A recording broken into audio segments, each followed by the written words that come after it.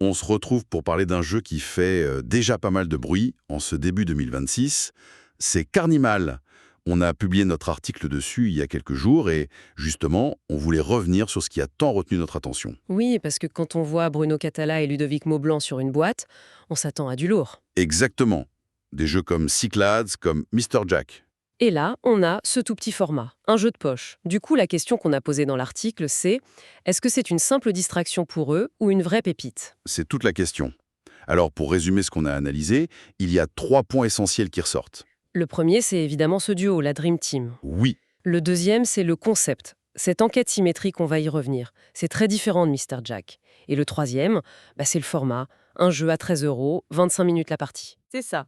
Alors commençons peut-être par l'ambiance. C'est une des premières choses qui sautent aux yeux. ah oui, le travail de Christine Alcouf, on en parle dans l'article, il est bluffant. On est plongé direct dans ce carnaval vénitien, mais avec des animaux. Des animaux anthropomorphes, oui. Ça pose tout de suite une atmosphère très particulière. Et le pitch est hyper simple. Le but, c'est de démasquer l'identité secrète de son adversaire. Mhm.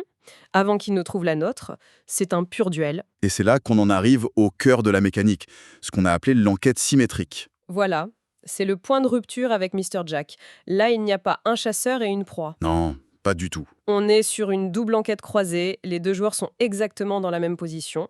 Chacun a une identité secrète, définie par 3 critères, un animal, un masque et un objet. Et il faut trouver les 3 de vôtres. C'est ça. Et cette symétrie, ça change absolument tout. Ça crée une tension permanente. Le déroulement d'un tour, on le décrivait comme une sorte de danse tactique. C'est très fluide. Très. On se déplace, on consulte un indice, on interroge l'autre. Mais chaque action est à double tranchant. Exactement. C'est ce qui est génial. Pour avoir une info, il faut bouger son pion. Et donc, on révèle une partie de sa stratégie. Chaque question qu'on pose, même si la réponse est non, Ça donne une info capitale à l'autre. bah oui, on a utilisé l'analogie d'une sorte de guerre froide intellectuelle dans le papier. C'est un très bon parallèle. C'est un mélange entre quoi?